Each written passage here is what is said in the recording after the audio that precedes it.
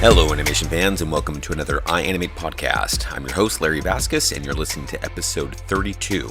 Joining me in this podcast will be LeSean Thomas, a 2D animator, character designer. This guy wears all sorts of different hats. He's worked on such series as Boondocks, Legend of Korra, Black Dynamite, and a bit of a world traveler, I guess you'd say. He spent some time in Korea working on some of the shows over there. I had recently came across him via a retweet from Jamal Bradley, one of my former instructors here, on a project that LeSean was working on, his Kickstarter project. And it just looked like a very interesting project. And I thought, you know what, let's see if we can get some time in with this guy, talk about it, talk about his career, how he got into the animation industry, and just make for a unique and interesting podcast. So without further ado, let's bring on LeSean Thomas. Hey, how's it going, Larry? Doing very well, thank you. Thank you. Thanks for hollering at me. You bet. When Jamal and I go way back, since back to like 2005. So when he hit me up and told me that you were reaching out to me, I was like, yeah, I think that's great. iAnimate's cool. I was very familiar with that site, so when he told me that, I was like, oh, that's kind of cool. Yeah. So, I jumped at the opportunity. I wasn't sure what the scheduling was, so when you reached out to me, I was like, oh, okay, cool, let's do it. So, yeah, I had Jamal Bradley as my instructor. Geez, that was a good couple of years ago, but it was for the Workshop 5, and he's a great guy. And so I think he had tweeted your Kickstarter, and so I saw it, and I thought, man, that sounds great. So I'm always looking for interesting podcast, people to interview. So that's when I thought, hey, let me holler at Jamal and see if he can hook this up here. So first off, I'd like to thank you for your time on this. I think of course, man. Thank you. It's always alarming to me, especially with this being, my first time trying something like this.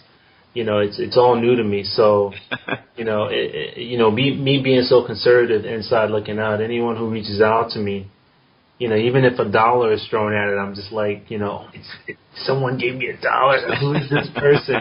So the same thing goes for podcasts and interview coverage. Anytime someone reaches out to me and say, hey, we want to cover this, I'm always kind of grateful. So, I appreciate the reach out. It means a lot. Awesome. I'd like for my podcast to kind of get behind the person. I like talking with the people and getting to know the people. So don't feel like you're rambling. You just keep going, man. Okay. I'll do my best. That sound good? All right. Well, first off, I always like to start out with kind of where you come from, how you got into animation, and what are some of the skill sets you do now. I noticed on your Kickstarter bio, you're a producer and director and things of that nature. So just kind of let us know kind of where you come from, how you got into animation, and take it from there. Sure, man. I'm from New York City. I'm born and raised in the South Bronx, and up on the east side, not the Yankee Stadium side. That's the side. I'm on the east 152nd between Tinton and Union Avenue, and I was raised in the projects, John Adams projects.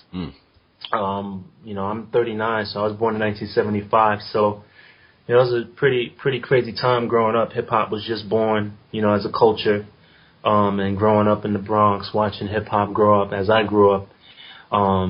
Reaganomics, the war on drugs, the crack epidemic. Is a very, very, very turbulent time period growing up between 75 and 85, and even in the mid-90s. So there's just a lot of things happening growing up around that time period, and I'm one of 5. I have my immediate family. I have 2 brothers and 2 sisters. Where do you fall in that line? I'm the second born, so okay. My brother was the firstborn, and hallelujah, and then I was the secondborn, another boy, and it's like, oh, okay, and then the thirdborn is the first girl, hallelujah. So I kind of got squashed in the middle. I got into drawing, kind of similar to the way most kids, get into drawing. But I used to copy my older brother a lot when I was a kid because, he was the firstborn and he got a lot of attention. And I always believed that I never got as much attention as he did. So I would try to, mimic him. And, drawing was one of those things. So the idea of illustration, at a very young age came from copying my brother. And, as we got older, we used to always draw together. We lived on the 19th floor in the John Adams project. So we had really good sunlight. you know, our windows would kind of serve as light boxes. We would like rip out comic pages and Nice. put them up against the window and just loosely paper and just trace like superhero drawings and stuff. So we were pretty active, creative kids at that time. So I got into that at a very young age, and it wasn't until I got a little bit older, when the drawing thing used to get me in trouble in school. I wasn't a bad kid in the sense that I was like, getting in trouble with the law or anything like that. I was just very mischievous. I just didn't like doing what I was told. So I kind of just wanted to do what I wanted to do. When you grow up a certain age, you start developing your own personality, and it kind of got me in trouble. But I would always get in trouble usually for drawing in school when I should be working. And I had a circle of friends who weren't very good for me either, because they were doing the same thing. So we used to always draw like mini comics. I remember in like the third or fourth grade, me and my friends, my teachers knew that we were trouble whenever we were together, so they would separate us. He'd be in the front behind the teacher's desk by the chalkboard, I'd be way in the back.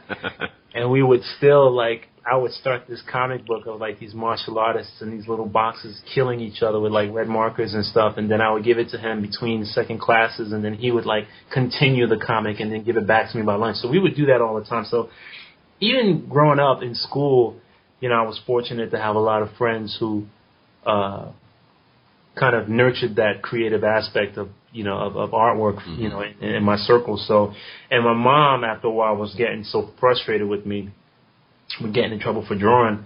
It kind of transformed later on as I got older into, well, this is something he might be into. So when we started looking for high schools, my mother was the one who kind of took the bull by the horns and tried to actually enroll me in a high school that centered around the arts. Nice. So I rarely give my mom enough credit in my interviews, but she was kind of a catalyst that kind of maintained that thing. Like, well, if this is getting you in trouble in school, there must be a reason. Let's use it profitably, huh? Yeah. So she enrolled me in Julia Richmond High School, but that wasn't the school I wanted to go to. I wanted to go to the School of Art and Design in New York City, a very popular school at the time. And it was actually the school that another illustrator named Joe Madureira went to. We were kind of the same age, so I didn't know him at the time, but that was the school I wanted to go to, and I took an art class. Prior to enrolling into a high school for art and illustration, I always kind of did what I wanted, and even before I got enrolled, I knew there was some kind of review period or portfolio review kind of thing. So I kind of threw together some of my best drawings. I was 13 at the time, mind you. So, and I went to these high schools, and I went to art and design high school, and I thought I could just draw what I want and then give them the portfolio and just sit back and be like, look how epic this stuff is. You want me, kind of thing. And I had to take a drawing test, and it just completely caught me off guard. So what eventually wound up happening was I failed that test because no one's ever asked me to draw something on the spot and then follow directions. So I failed that test, and I wound up going to the school 10 blocks up, which was Julia Richmond High School, and I was in a program called Talent Unlimited, TU, and they focused on the humanities, chorus, dance, drama, and the arts, and I was in the art program. And it was a program that would take place from 3 o'clock to 6 p.m. after regular classes. So I was already, even as a young teenager growing up, I was kind of enrolled in these kind of arts programs. It wasn't like I just decided at 18, having no exposure to art, that I wanted to be a comic book artist. I was kind of low-key being ushered into this kind of, career in the arts. My mom was very supportive of that. Even though she didn't really quite understand what it was I was doing, she knew that was something I was into. So, I always give credit to my mom. That's one of your biggest obstacles as a kid growing up is, convincing your family that this is something that's going to be good for you. And then when you grow up in a poor neighborhood, a lot of times art is kind of unanimously viewed as kind of not necessarily a lucrative career move. They're like, oh, what? You want to draw? I don't know anything about that, because my parents came up through hard times. So they're just like, what? You want to be a doctor or a lawyer or something, you know what I mean? You're not, what's a comic book? What is that, So, I thank my mom for really being supportive and not really knowing what direction I wanted to go, but she knew arts was something I was into, so she tried to make sure she had some kind of input on that before I became a teenager. So after I was done with high school, I got a job at a sporting goods store, and I started to float. I didn't know what college I wanted to go to. So I decided I wanted to become a comic book artist. Wanted to work for Marvel and DC. They were located in New York City. So at that point, I was convinced I wanted to be a comic book illustrator. So I started working on my portfolio of comic books, a nice selection of comic book pages that I would try to submit to Marvel. And at the same time, I was working part-time at a sporting goods store in New York City called Modell's Sporting Goods. And I've told this story before, but my manager at the sporting goods store, his name was Sean Henderson. I'll never forget his name. Big guy, burly, mustache, always wore a suit. And I hated my job. I worked in the sneaker department. I hated dealing with people in the sneaker department. So, just to pass the time, I would kind of hide in the back of the stock room or whatever, and I would just sketch on the back of these sales tags, like old dated discount sales tags. And my boss came over and he was like, "You're not supposed to do that. You can't draw on that. We recycle that stuff." And I'm like, "All right, cool." So he took it from me, and then he came back. He was like, "Yo, this is kind of cool. Like, this is a cool drawing. Like this." And I'm like, "Yeah." He's like, "You're pretty good." And then a couple of days later went by, and he came up to me randomly, and we're closing up, and he was just kind of like, "Hey, I just want to let you know, my wife, she works uptown on 30-something Street. She's art director for a children's accessories company for Disney." And I heard the word Disney. I'm like, "Oh, cool, He was like, "I'll hook you up with an internship." And I was like, I want to be Jim Lee. I don't want to be working at this, you know what I'm saying, at this children's school, just doing backpacks and handbags. So, but I saw it as an opportunity. I said, hey, why not? I put together a portfolio, some of my so-called best comic book pages, not knowing what I was in store for. And I went up there to 37th Street. It was right across the street from Madison Square Garden. And it turns out that this place was a children's accessories company, and they would get the licenses from like big companies like Disney or Nickelodeon, and they would get their model packs and then put their characters on like mini tote bags and duffel bags and, mini backpacks for kids, boys and girls. And no one could draw at the studio. So I'm rolling in, dirty kid from the Bronx, our best whatever suit or whatever, and I got this giant portfolio with a broken zipper, like it didn't close, so I held the handles together so it looked like it was closed or whatever. And I went in there and I showed them my stuff, and they were just kind of like, this is interesting, but they didn't have any need for artists there because everyone worked in Adobe Illustrator and Photoshop. Mind you, this is like 1996, 97-ish. Mm-hmm. And needless to say, I didn't get the gig. They saw my stuff, and they said, hey, this stuff is great. We'll give you a call. And then, I went back to my job, and I didn't get it. And then 2 months later, my manager came up to me again and was like, hey, there's an opening for the boys department, same position. Because they had different departments. They had dudes handling the boys department, which was like the WWF license, and then they had certain departments being handled. They were handling Sanrio Smiles, Hello Kitty brand, that kind of thing. So I went there again, and at that point, I was getting a little frustrated with the whole comic book thing at Marvel. I was doing a lot of samples for free, and I was just getting a little frustrated. So I kind of took that gig, and I wound up getting the job, but it wasn't like a paying job. It was just like I was basically like an intern PA, and I was unpaid. I only came in on Mondays and Wednesdays, and my job was pretty basic. I would organize the backpack samples in the back. They had like a whole wall on either side where you like organize different vinyls and Velcros and stuff like that. I would organize these ripped up, cut up, torn up samples in the back. I would order breakfast and lunch and make photocopies for all the artists and stuff like that. And at that point, I was actually kind of glad I had that because, me coming from the projects, like, I thought that was a good look, I'm coming from the South Bronx to 37th Street in Manhattan, I'm at this nice office, they got these computers and, so I thought like, man, if this is an internship, at least it'll look good on my portfolio, you know what I mean? So, long story short, right around the time the Disney animated feature Hercules came out, mm-hmm. This company had gotten the rights to produce. They were jockeying for the licensing to get this brand so that they can, use that licensing money to create a brand of backpacks and stuff like that. The art directors went out to Magic. It's like this apparel convention that happens every year in Las Vegas. And they went out to this Magic show. they brought back the materials they had from Disney. At the time, Disney hadn't finished the film yet. The way these licenses work is that the companies invite these studios, these licensing companies out like a year or so early to give them as much headway as they can. That way they can produce them when the movie's out, right? Exactly. Nice. So that it's released at the same time. So, Hercules I think it was behind schedule or whatever the reason was. They didn't have a final design of Hercules. So when they came back, they were kind of like, this is all we have. We don't really have anything. And they were like, oh, well, hey, LeSean is a good illustrator. Hey, LeSean, what do you think about, do you think you could do some designs for us, some sketches or whatever? And I was like, oh, yeah, sure, why not, Moment of truth. Like, let me show you why you guys brought me here, you know what I mean?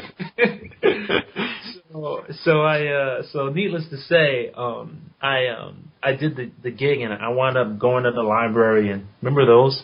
I was going to the library,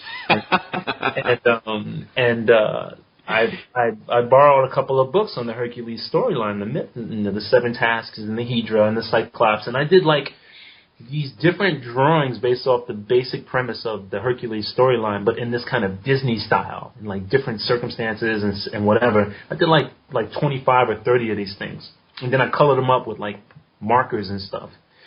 And I did this over a span of like a few days.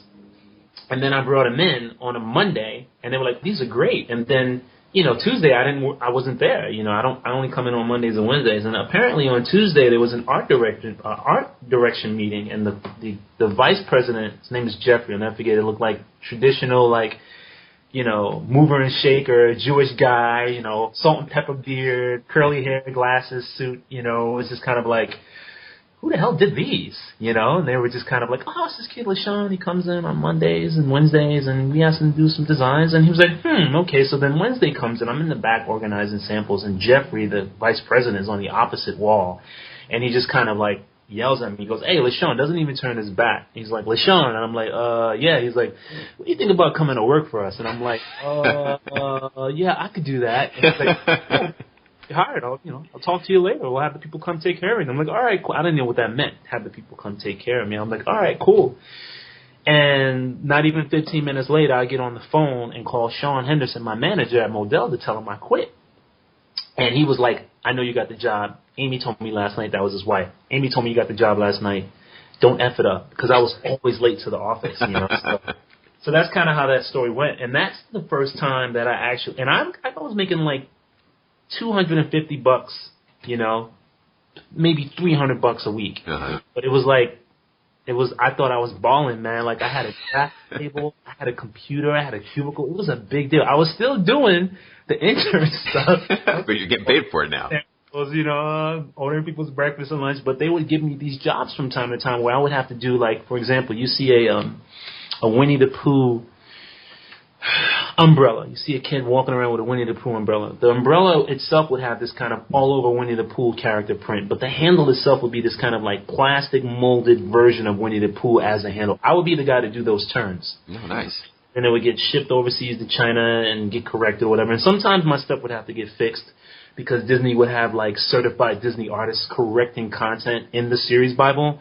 That sometimes my drawings weren't official, so they would have to hire a Disney artist to kind of fix my drawings and then send it back to us. But that was the start of my transition to my drawing style and being more exposed to animation. Because, I didn't go to college for animation. Like, that was my trajectory. So I got a question for you, though. When you got the, you said they were Disney animators who would make corrections on your stuff. Did you ever get to see those corrections? Were you able to see and learn from them from that? I did actually. Okay. That's a good question. I did see those. I was trying to keep the story short, but I did see a lot of the changes. And Disney had a very, very, and I wish I used to own copies of this stuff because I remember when I was younger, I had made sure I'd make photocopies of this stuff. But they had this extensive series Bible on how to draw Mickey Mouse, Donald Duck, Goofy. It was just the most amazing. There was like over like 300 pages long, and like just, I truly gained a lot of respect for the design of Mickey Mouse in general. Mm-hmm. Like, it's just actually pretty impressive. Like he had like 100 pages just on Mickey Mouse, like how to draw him, the angle, how to get it exactly on point, how to, you never see Mickey from directly over the top. He's always at a 3/4 angle. There's a certain angle you have to draw him in order for him to look like Mickey, and when he doesn't look like Mickey. It's very, very fascinating and a really, really lesson on design, you know what I mean, and why it worked. So I had those books to follow, but, you could spend years trying to perfect the perfect Mickey, for Disney to approve it, It's a very, very meticulous process. Mm-hmm. So then that's how you started learning some of the animation that way here. Yeah, I think that's kind of how my style started to go from environmental design techniques like cross-hatching and shadowing, which was popular at the time, in the 90s, Image Comics, to going for a more sort of deadline weight. And I was able to, that job had a lot of, it wasn't necessarily a revolving door, but they had a lot of art directors coming in and out over the years, and I was able to meet some really talented people. And I met the wife of a gentleman who would later become my mentor named Joel Rogers, and this was right around the late 90s when Macromedia Flash came around, which was later bought by Adobe. Yeah. This gentleman, Joe Rogers, was the director of a motion comic at the time called Whirl Girl, WHIRL Girl. It was kind of like a campy, retro 60s kind of action adventure comedy series that as the program started to develop, Flash as a program, things started to move a little bit more. So that was kind of my first exposure to like animation, the animation process in general, storyboarding, character design, doing layout, and so on, was through this project World Girl. And it became successful. It was the first web cartoon to be picked up by major network, which was Showtime Online. And through that project, I was able to meet a bunch of different people. And one of those people was a gentleman named Buzz Potamkin. Rest in peace, he passed away a few years ago. Buzz Potamkin, I believe, was the producer of the pilot of Cow and Chicken and I believe Powerpuff Girls, and someone can correct me if I'm wrong. But he was the project consultant on that series called World Girls, like a side project for him. And I was at Visionary Media, which was the company at the time, making some copies, and Buzz was there, and he goes, and we were kind of wrapping up towards the end, he was like, "Hey, LeSean, so what are you going to do after this?" And I was like, I was thinking about, going to college for animation. Because at the time, I'd been doing animation for a while, Flash and all of this other stuff, but I still didn't feel like I was legitimate because I didn't have a degree in it. And Buzz looked at me like I was crazy. He was like, "What are you talking about, dude?" He's like, "You're already here, man." He said, "If you want to go to school, you better go to school for something else." He's like, "There are kids in college right now paying close to $100,000 just to be in the position you are right now." And he's like, if you want to go to college for something, go to college for something else. He's like, "You're already in animation. All you need to do is figure out what it is you want to say and what it is you want to do." And that had such a profound impact on my mental trajectory of where I thought my future was going in this field, because up until that point, I still didn't feel legitimate because I didn't have a degree in it. So Buzz kind of like gave me that kind of like tough love conversation. It was just like, "Listen, dude, right away." You know what I mean? Like, pull you to the side.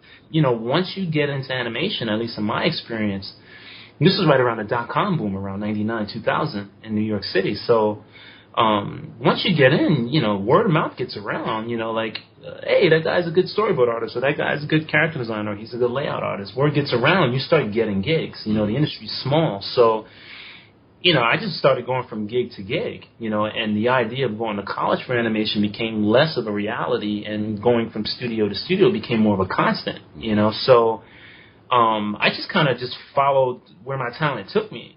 And that's kind of how I ushered myself from high school to 2002. You know what I mean? I became an assistant animator for a company called Tape House Tunes. They were doing a lot of the Saturday Night Live cartoons back in the late 90s. Oh, okay. And they were also doing the animation portion of a television show on Disney called Lizzie McGuire Show. And I was assistant animator on the animation segment, so Lizzie McGuire did that for like a year and a half. And then I started doing a couple of freelance projects.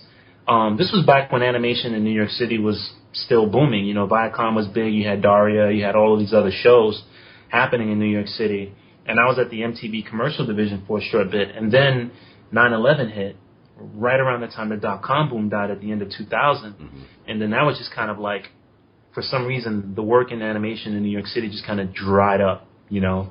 On hold. I was in New York City when that happened, so it was just a crazy time period.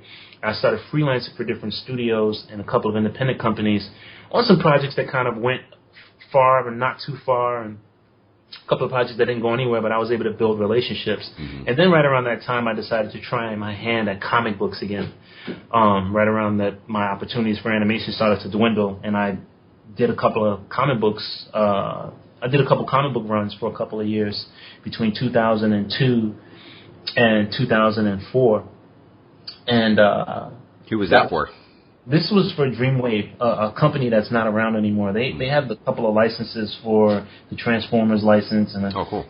They're doing a couple of retro 80s comic book licenses, and but they were a small company. They were around for a bit. They were big for a while, but they kind of came and went like a lot of comic book companies around that time period. And they had the license for Ninja Turtles at the time when 4Kids had it, and I did a few issues of that. Right on. And then I kind of started freelancing again, and I met an individual who would later connect me to Aaron Magruder, who was the creator of the Boondocks around 2004.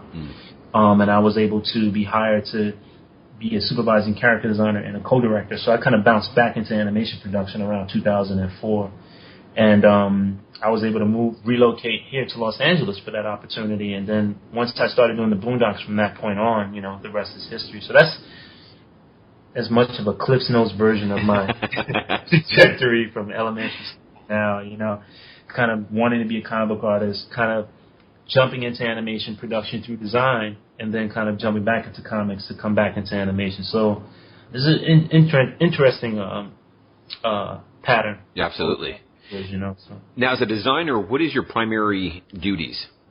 On the Boondocks, I was a supervising character designer. So my job was to help visualize the ideas from the script. And season 1 of Boondocks was very hands-on. It was rough for me in the beginning. I had a lot of help, though. I had a gentleman named David Coleman, a super talented illustrator, who was kind of like my right-hand man, who was actually the designer for the pilot. There was a Fox pilot for the Boondocks that happened. And then I came on board and became the supervising designer. Dave was a big help with me on that project. And what I would basically do is design the characters, get them approved, and then David would help me turn them.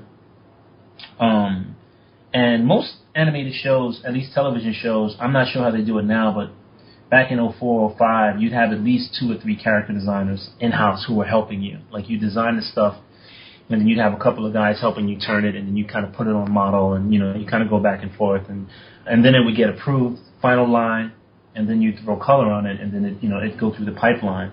So that's kind of changed a little bit now, but not too much, I was a supervising character designer a few years later, on a direct-to-video for Warner Brothers called Batman, Superman, Public Enemies. And I had a similar situation. I would design the character from the front, or three-quarter front, three-quarter rear, and then I would get some help, for guys to turn it, because there's just so many characters. One person can't do all of that stuff. So you usually have a team of artists who kind of visualize it, and then you turn it. But it's different for each production, Okay. I worked on a project later on called Batman Brave and the Bold. I was a storyboard artist on that, and they had a bunch of talented character designers on there. Linnell Forstall, Stephen Jones, and the producer of that project was oh my God, I'm killing myself here. James Tucker, legendary James Tucker, was the producer, and I was told that James would actually, as a producer, would design characters as well. So it really depends, who does what, depending on the nature of the show. But traditionally, in any of the projects that I've designed, I've always kind of led the concept design, the front, at least the three-quarter front, and then depending on the strength of the team, they would kind of help me turn characters, because you kind of, on shows like Boondocks and like Dynamite, there's so many characters that it's hard to just, turn everything, so you need a team. Now, do you enjoy storyboarding? That seems a lot like it's in the same vein as comic books. Or am I off on that? Me personally, and this is my opinion, I can't speak for anyone else. I think the only thing that comic books and storyboards have in common is that sequences drawn in boxes. Okay. So I was way off on there. No, you're not. You're on the path, but it's not exactly the same. I think a person who's kind of not is not doing both can kind of look at that and go, oh, it's like storyboarding, it's like comic books. But I think comics, in my opinion, in my experience, you're able to control time a little bit more in comic books because you rely on the gutters. You rely on time passing between from one panel to the next. And I'm trying to keep it as simple as possible. I think with storyboarding, you're more going from moment to moment. You know what I mean? Especially now with the programs like, Storyboard Pro, where, you got storyboard artists who are now trying to, like, literally animate their sequences that they're storyboarding.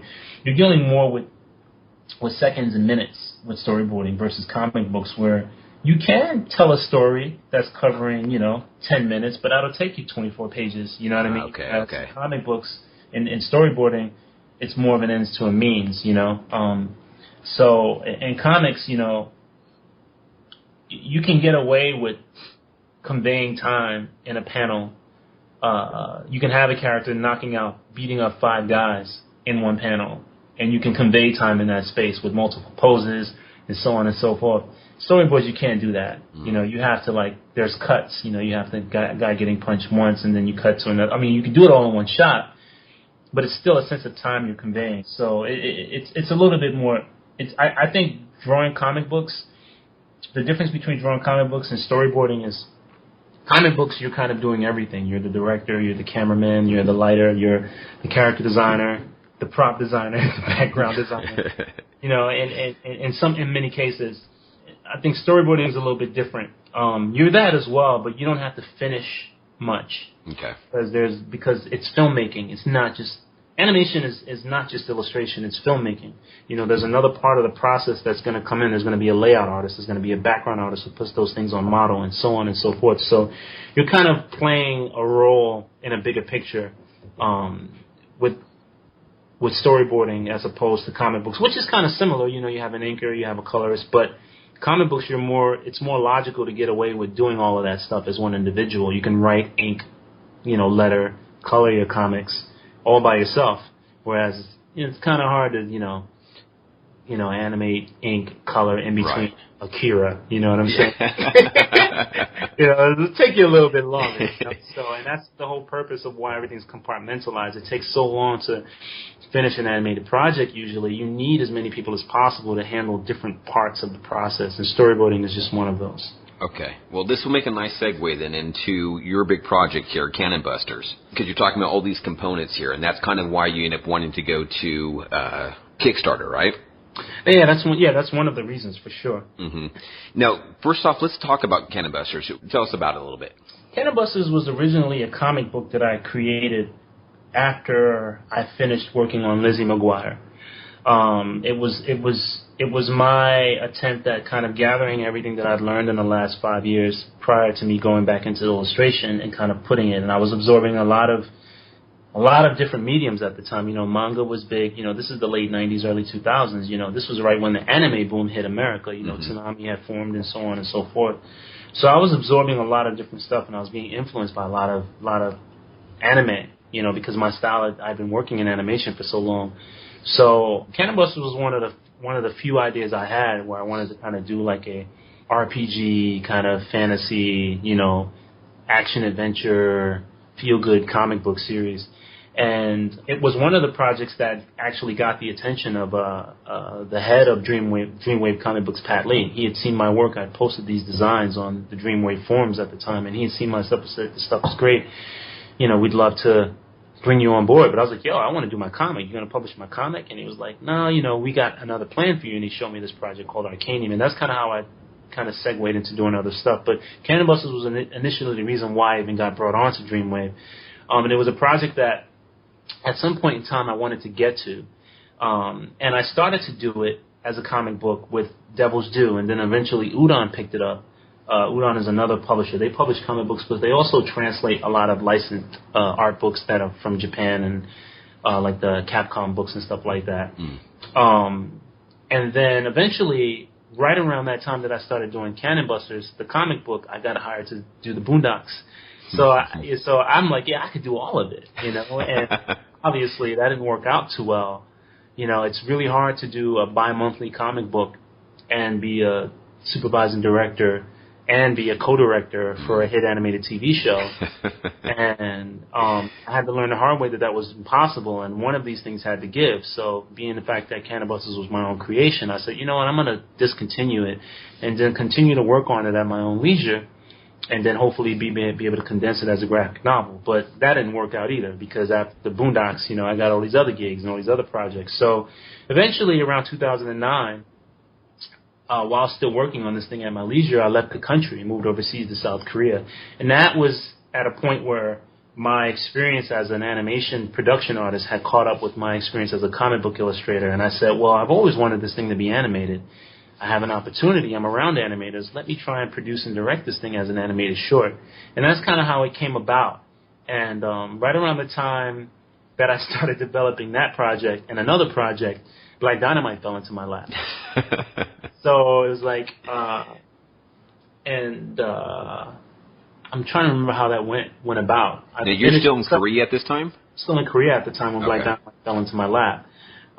So I said, hey, I could do all of it. And obviously that didn't work out either. So, I ran out of funding, I ran out of money, and Black Dynamite needed my attention. So I had to move back to America to work on this show at Titmouse, and then we got a second season, and I just wrapped up on season 2 a few weeks ago. Oh wow! So, but at the top of January, right when we were reaching the halfway point on Black Dynamite, I started thinking about my next move. When you work on these seasonal TV shows, right when you get around the 5 to 8 week point of production, towards you have 5 or 8 weeks left.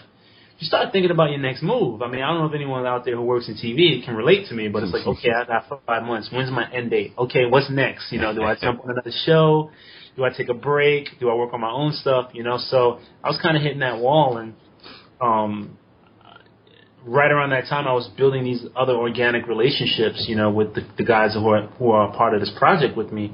And I just said, you know what, I'm just going to do it. I'm just going to, try and make this thing as a 10-minute pilot, and there was a lot of other things happening, the climate of the industry itself, there's an aversion towards action shows now, and that's kind of, the economy's kind of pushing the studios to go in a direction where the focus is primarily on kid shows and comedy shows, which I love, by the way, but, I still have this secret kind of yearning to do an action adventure show, and I think Legend of Korra at the time is like the only thing that's really kind of holding that down, so... I said, hey, why not? No one else is, trying to do a Kickstarter an action adventure show in the States, and, let me throw my hat in the fire and see what happens. And that's kind of how that project came about. So that's right cool. around the time the fall happened, originally we were supposed to be done with Black Dynamite in July. We were supposed to premiere Black Dynamite in July. Obviously, that didn't happen, because of production issues and stuff like that. So Adult Swim pushed it, So I thought, okay, we're premiering in July. I'll probably be wrapped up in August. I'm going to launch my Kickstarter in October. That'll be the perfect time. I'll be done with the series. I'll be able to have this time to develop. But the show got pushed back to October 19th. And I didn't want to delay this thing anymore, so I said, you know what, I'm just going to have to launch this baby when, right around the time the series premieres, so that's kind of how that whole thing came about, and I had these relationships with Joe Mad, who ironically decided to help me, on character designs with some of this stuff, and he's a guy that I envied and admired and idolized growing up as a kid, and he went to art design high school, the school that that you wanted to go to. So just like, oh man, full circle moment. Like, I just happened to develop a natural relationship with this guy who's one of the coolest dudes ever, just mad cool, and he's from New York City, and he's from Queens. So it's just kind of like, yo, check this out. And he was like, man, this stuff is great. I was like, yo, what do you think about helping me on some designs? And he was just like, yeah, man, I'll help you out. So I was like, yes, and that's cool. I had met Tim Yoon, who I had met during the production of Legend of Korra. He was the line producer on Legend of Korra books 1 and 2. And I had met him on my first trip back while I was still living in Korea. And I had visited the Nickelodeon offices and met with, hung out with some of the Legend of Korra guys. And they were like, one of the guys was like, hey man, our producer Tim Yoon wants to meet you. And I was like, sure. And Tim happened to be fascinated with my with me moving over to Korea to work, as a subcontracting animator and storyboard artist. So we had a long conversation about the process, the politics, the difference of, workflow here and there, and we kind of developed a relationship over the years. So when this project came out, he had moved on to other projects, I moved on to other projects, and I kind of reached out to him and said, hey, man, I could use your help. You know the books, you know the numbers, you know how much things cost.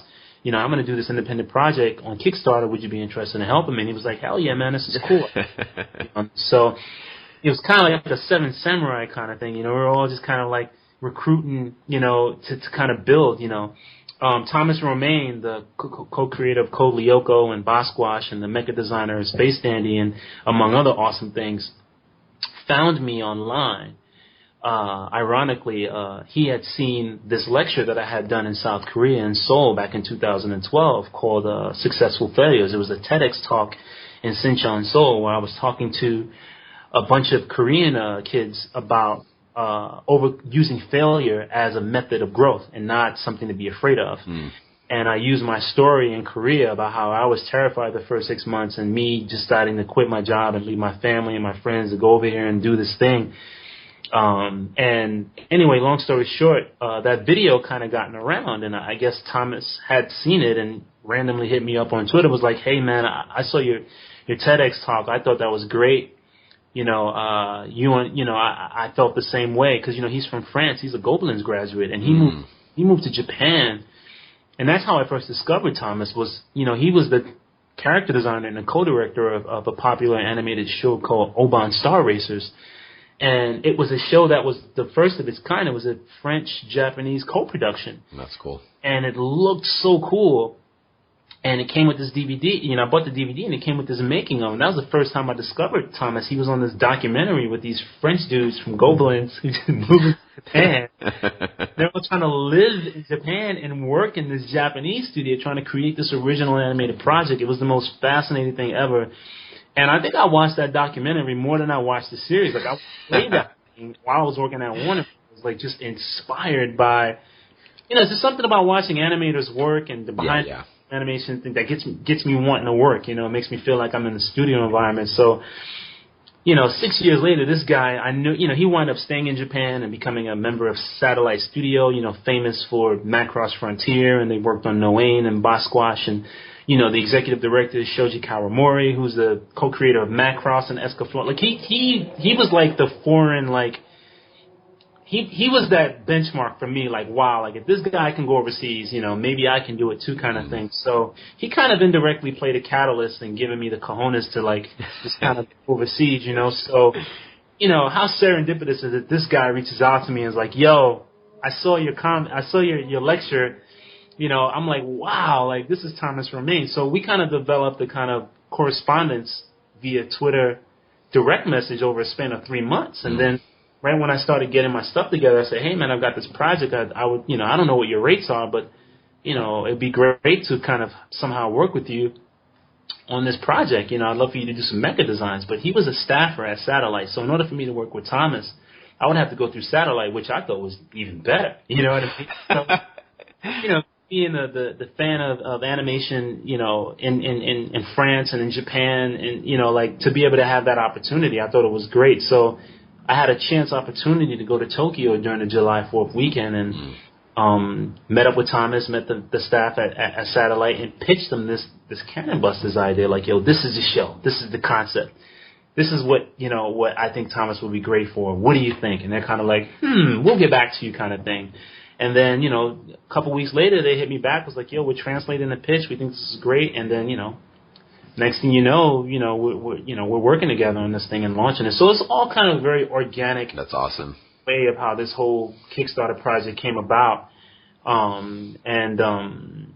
It's just, it's a unique, very unorthodox project, very unorthodox formation. It's very, Thomas Romaine likes to call it world animation. It's his favorite. I love that description. Cause you got people calling it, oh, it's anime, it's not anime. Thomas is like, it's just world animation, dude. You've got, Joe Madureira, you've got, Bahi JD, who's from Austria. You've got Thomas from France, who's living in Japan. You got the Japanese studio. You got me. Like, it's just a very international kind of project, and Well, this is interesting. That's one of the things I noticed on the Kickstarter video is that you mentioned it had elements of hip-hop, Western, steampunk, and it being diverse, it made it seem like it was very interesting, very unique. It wasn't too linear. Does that make sense? Yeah, I totally get where you're coming from. Yeah. Now, when you say it's got elements of hip-hop, Western, steampunk, things of that nature, are those different realms, or how does that work for Cannon Busters? I think it's more of a motif.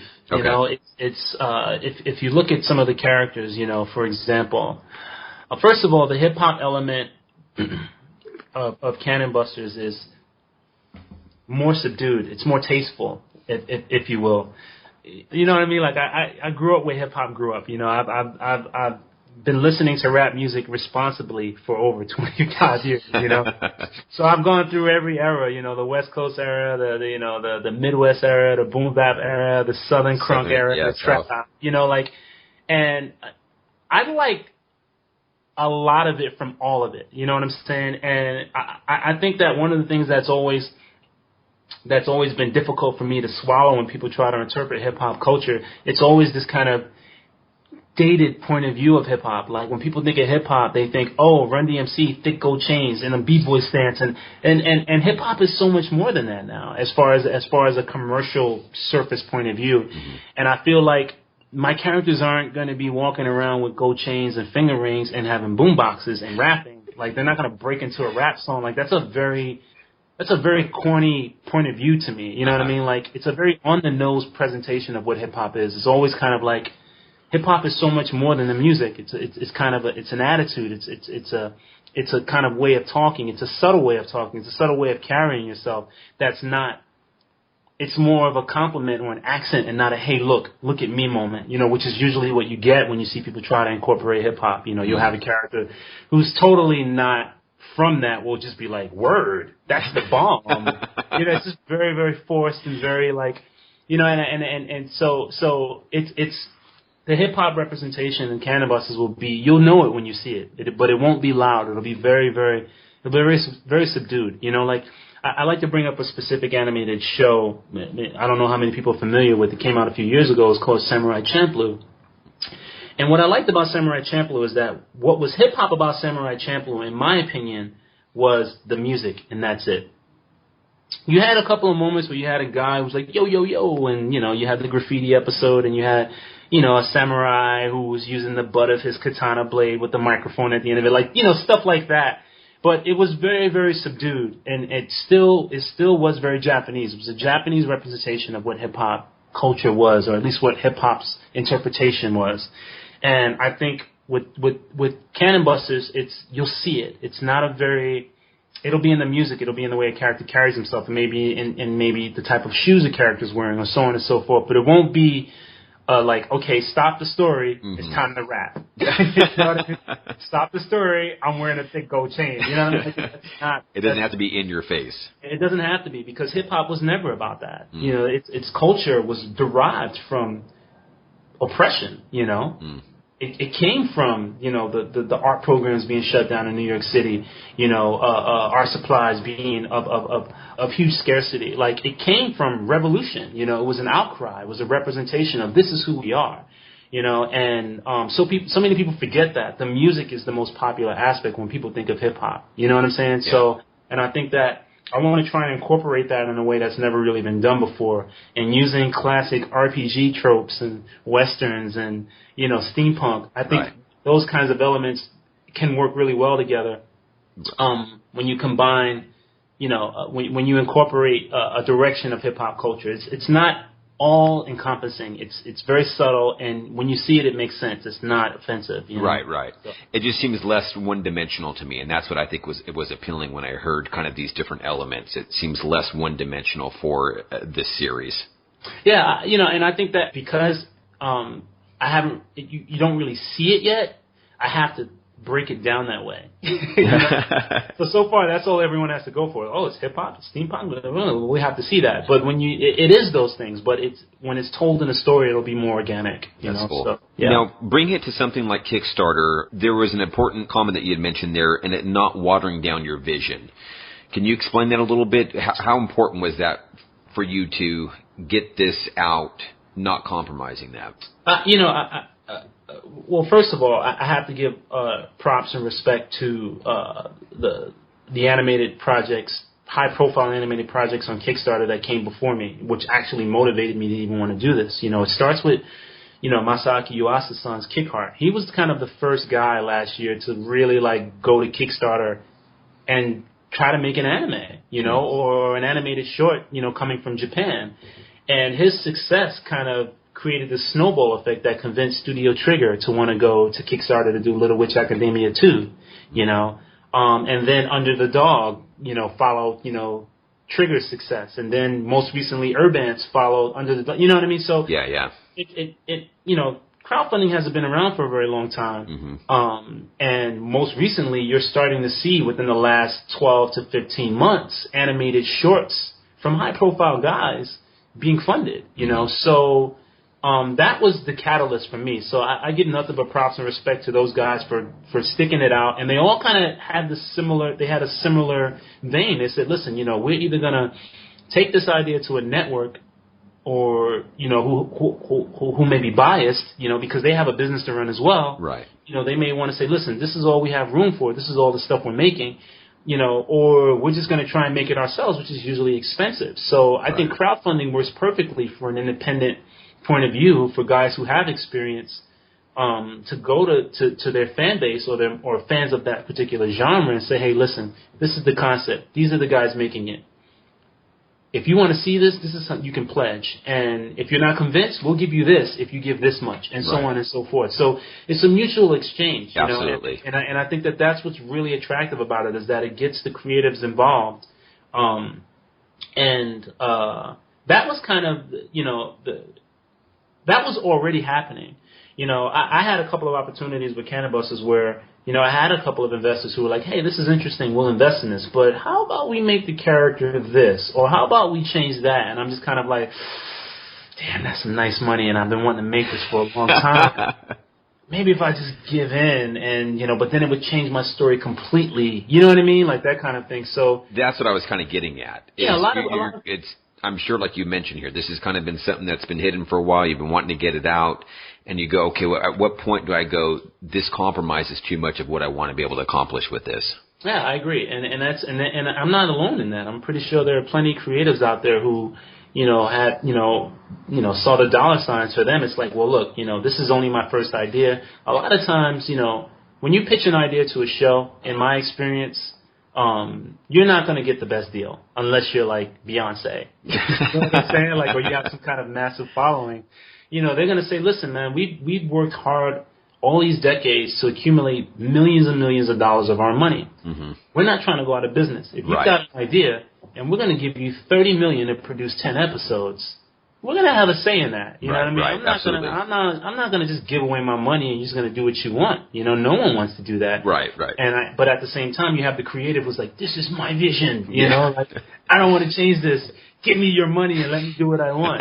You know, I kind of see both sides of it. And I think that a platform like Kickstarter, you know, I've heard people online go, oh, you know, Kickstarter, you're just begging for money. I'm saying, hey, listen, you're going to beg for money anyway. If you're going to go to a network, you're going to ask them to give you their money to make your show. Right. You know what I mean? And chances are, you know, it may not turn out in your favor. You know, most companies are going to think about their best interests, you know. So I think what I like about the Kickstarter aspect is that there's kind of a risk versus reward, you know, exchange, you know, a mutual exchange, so to speak, you know. There's a community aspect to it. And there's a certain kind of pride that comes with saying, hey, I helped get that project off the floor, like all the other Kickstarters, you know. So I think that's what was attractive to me about it. So the whole, you know, investor thing, the idea is not being what I want versus getting the money, you know, what was happening in the last 12 months with all these other Kickstarters. It was kind of all leading into this direction of me saying, well, you know what, let me try this and see which direction I want to go with it. And if I can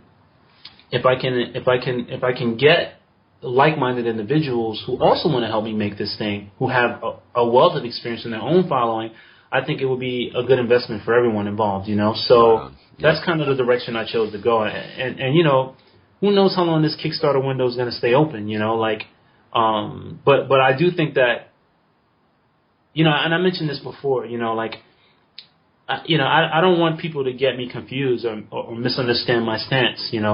I love the studio system. I love working for the studios. They pay so well. You're gaining experience. It's a community. You're building with other talents. I love working for the studios. But however, it's hard to ignore the opportunity to empower yourself, through Kickstarter to create your own thing. And when you have a group of people who are rooting for you, not only with their positive energy, but with their dollars, with their wallet, that's the best kind of focus group. You know what I mean? So for me, I already know what I can do at a studio, and most likely I'll be working for studios again because I just love new projects and new ideas. But I'm at a point now where it's like, okay, well, let me try this thing and see where it goes. And again, risk versus reward. I think if it works out in the end, I think it's good for everyone, so especially for a project like this. Absolutely. So that's kind of my angle on it as far as the issues between keeping your idea and kind of watering it down for another company because they're throwing a lot of money and they want to have a say in it. So right, and no, I think you presented the studios, I think, very fairly. This is money that they have earned, and this is an investment for them. Of course.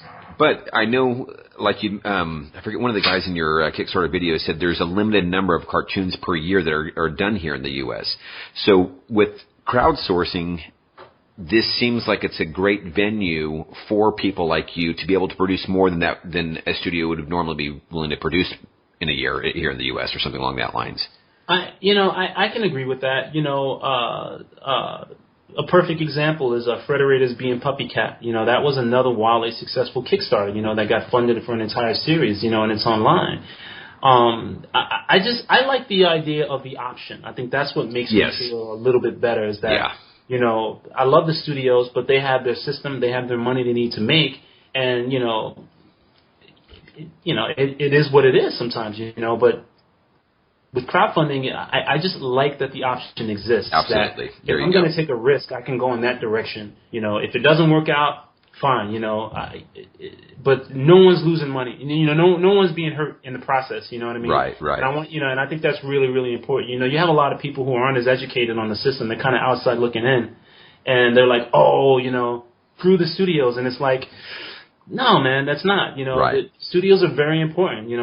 I'm very grateful for the opportunities I've been able to have working at, Sony and Cartoon Network and Warner Brothers. I wouldn't have the knowledge I have. I wouldn't have the experience or the relationships I have if it wasn't for them. But I do enjoy the idea that there's an option that if I'm going to take a risk, I can do that. And it's either going to be a reward or, it's not. But I have that option, and I think that's really the most attractive part about it is having the option to go at it yourself. Absolutely. There you go. That's a great way to put it. Yeah. Now, what are you looking to produce with the Kickstarter? We're looking to produce a pilot, a half an act of a 22-minute episode, which is usually 8 to 10 minutes. Okay. And it's 8 to 10 minutes of our pilot episode of our storyline. Okay. So I think that's enough time to kind of introduce the characters, kind of tell the story, and kind of leave it on a cliffhanger. Sort of like what you get out of a lot of shows. A lot of animated shows from networks are going in that direction now too. It seems like Adventure Time and Steven Universe. They're like 11-minute shorts and stuff like that. 11-minute episodes, 10, 11-minute episodes. So that's kind of the direction we want to go. I think ultimately, obviously, the ultimate goal is to go to series. But I think it's a lot easier to go to series when you have something that's well produced and well written and and you can shop it around. And you can show that there's an interest in it. Yeah, for sure, exactly. I think it's a lot easier to pitch a show that is realized. And some studios are unattracted by that. Some studios feel like if it's already finished, they don't feel like they have a say in it during the pitching process. But I do think that it's better to have something finished, or at least close to your final vision than not. Because, if it doesn't work out, you can always go to, a game company or a toy company or another studio. You have something, that has an established look, that you have something that's a proof of concept, so to speak. Absolutely. You can roll with, so. Absolutely. Well, LeSean, we really hope the best for you on this. I hope that this gets you some more exposure for sure. But regardless, this has been a great conversation, and it's been neat being able to talk with you about it. Yeah, thanks, man. I appreciate it. It's interesting, to see how the reaction for this thing. It's overwhelming, and it's a learning experience for me, and I'm just really humbled and grateful that it's been getting the reaction it's been getting. We've got 12 days left. We're at 84K. We're trying to reach our minimum passion project goal of 120K, and all right. I think with enough support and excitement and enthusiasm, we can weather the holiday storm and come out with a win, Awesome. So, well, I'm going to have this in our show notes. Is there a specific link, though, in case someone's just getting the audio of this? It's Kickstarter projects, Cannon Busters, the animated series pilot. All right. Very cool. So, yeah, we'll link that, but in case someone's just listening to the audio on this, definitely check it out. The promo for the thing sounds great, and I love what you're showing on it already, so I think it's going to be a really cool gig there. Thanks a lot, man. I couldn't do it without these other fine, talented individuals helping me on this, and I've been getting a lot of help and support. A lot of cats pulled through for me. I pulled a lot of favors on this thing, so I'm just happy that we're going in a good direction, and they know who they are. I'm really grateful for your help so far. So we're almost there. Very cool. All right, LeSean. Well, thank you very much for your time. I really appreciate it. Thanks a lot, Larry. I appreciate it. Enjoy your evening.